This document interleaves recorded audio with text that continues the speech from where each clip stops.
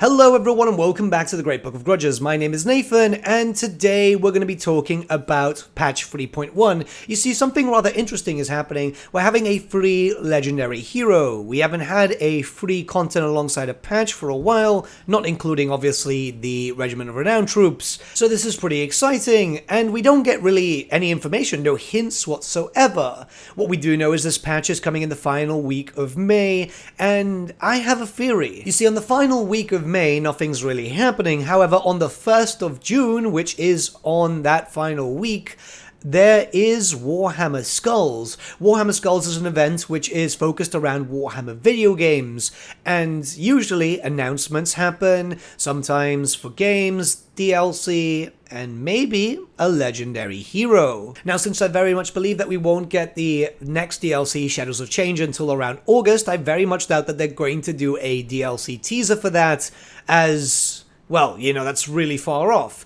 What they can do is show off the new legendary hero during the SKULLS event though. And this is the perfect time to have a proper themed SKULLS event, considering that now we have Warhammer 3, now we have a Khorne faction. So I really believe that it would make a lot of sense to have a Khorne character show up as a legendary hero, to be closely tied to the SKULLS event, you know, skulls for the Skull Throne, blood for the Blood God, all that usual type of stuff, as, well, Khorne must feel rather lonely considering that every other Chaos God got a lot of attention throughout the whole roadmap that just recently released. There's a bunch of characters that they can easily implement for Khorne too, so yeah, let's talk about the 3 possible characters that I think could be the legendary hero. Now, let's be clear, there are a lot of Khorne characters, both mortal and demon, but these are the 3 that strike out the most to me. The first being Skulltaker, which kind of fits with the whole theme of SKULLS event, doesn't it? So this is a Herald of Khorne who's known to be an excellent melee combatant. Surprise, surprise, Khorne, melee, yeah. A former warrior of the Kurgans, he was actually a warlord of the Dolgans. This was a mighty warrior, and I mean like heavily respected and feared by even other Chaos tribes. Eventually, he was captured as he was defeated, and he was left for dead, essentially. Put upon a spike to bleed out, and his body would have been in immense pain. However, Skulltaker did not beg for the sweet mercy of death. Instead, his hatred consumed him, and Khorne took attention of this. The warrior was so enthralled in his own malice that he would have been a destructive power if elevated to the right status. And for that, he was promoted to that of a Herald of Khorne. What made him special is he had near impenetrable armor. Yes, this is one of the very few Khorne demons that we'll see armored to the teeth. And since then, since ascending to demonhood, he has traveled across the Warhammer world and the immortal planes of the realms of chaos, fighting pretty much anyone who might present to be a challenge. Yes, he is seeking worthy but also honorable combat. We have lore that stated that Skulltaker has shown up outside of Bretonnian castles, ogre festivals, elf mansions. He'll go fight tomb kings, dwarfs, and literally just wait outside waiting for someone to take up his challenge. Sometimes he'll stay there and fight multiple people. Sometimes he'll just get bored because everyone's too much of a coward to actually face him. The grand majority of the time, Skulltaker has won these duels. The only time that we do know which has caused him heavy damage and has indeed left a scar, yes, has scarred a demon, is when he faced against Sigmar Heldenhammer in the World's Edge Mountains. This was a 3-day battle without pause, but he could not best the future God King of the Empire. Now, this is a character which could, in theory, lead armies. However, these heralds are pretty small compared to, you know, big characters such as Skarbrand and so on, so it could be interesting legendary heroes. Skulltaker would be pretty good at just dealing damage. He'd be an excellent duelist, a character killer more than anything else, but also be able to hold off his own against hordes should he get surrounded. The fact is that we already have basic rigging for bloodletters and all the like. This would just be a bit more unique because obviously you'd need to put in the very famous cloak, you know, it's a very big part of his miniature, and story-wise he could be teaming up with the current Khorne faction in an effort to claim more skulls. It's just there.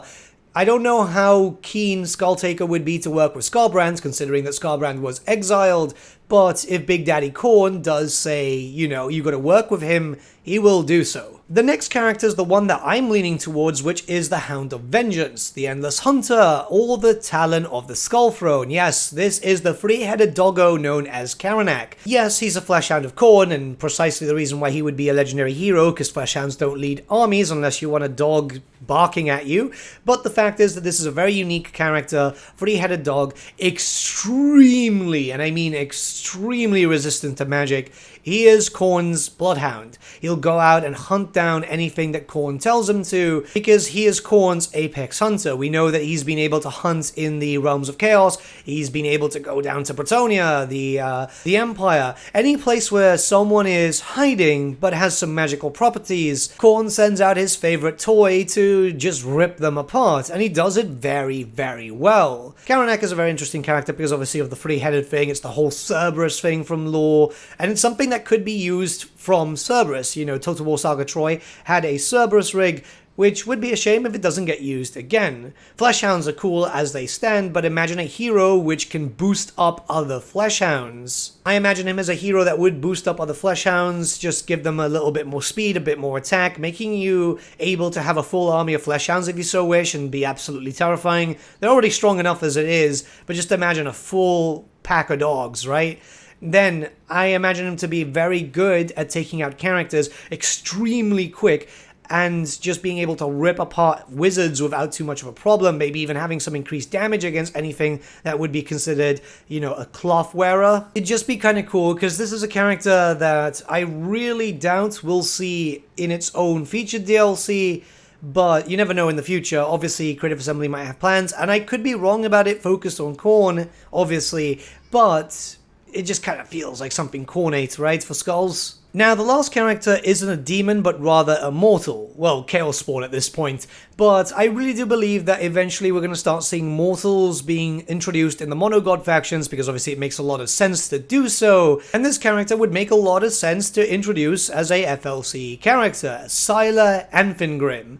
So, a Chaos Spawn of Khorne, once a very powerful Norskin champion who received way too many gifts. Yes, it's not just a punishment. Sometimes you can get gifted so much that you can actually turn into a Chaos Spawn. In life, this character was a powerful mortal champion, extremely strong, again, feared by his rivals, and the Blood God really showed attention to him, making him more and more powerful as the days went on, because if he's going to keep claiming blood and skulls in the name of his lord, well, Khorne, despite not being the most loving of Chaos Gods, does take attention towards his loyal followers. And considering that this guy had fought the Skaven, had fought the Empire, had fought the Arabians, had fought the Beastmen too, everything was a skull that needed to be claimed in the name of Khorne.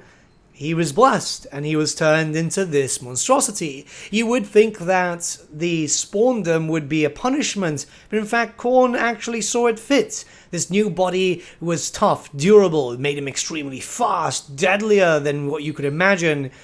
And Sylar used those blessings to shed even more blood and claim even more skulls in the name of Khorne. This character was incredibly popular even by Games Workshop writers. He even had his own novel about him. Well, it was a short story, but yeah, a short story named after him, The Talon of Khorne.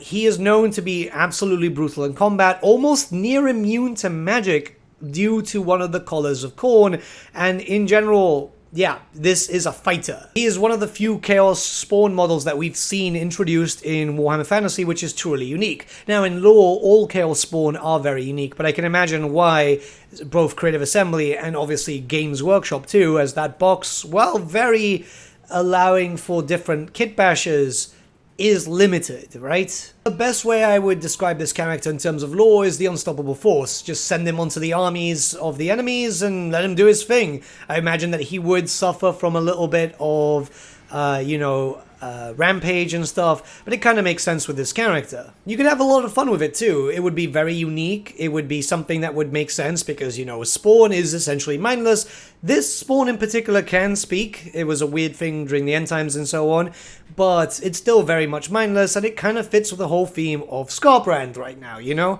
Skarbrand did lose most of his personality, even though for some reason Creative Assembly decided to give him a little bit during the whole storyline and so on. I guess for story purposes. Honestly, these are the 3 characters that strike out to me as possible legendary heroes for an event. You don't know exactly what could happen. It could be something completely different. For all we know, it could even be, I don't know, a vampire count, or, well, a vampire count hero, or anything else. But I'd like to think that it's linked towards this. Again, I guess we'll find out closer to the date whenever they decide to release these details.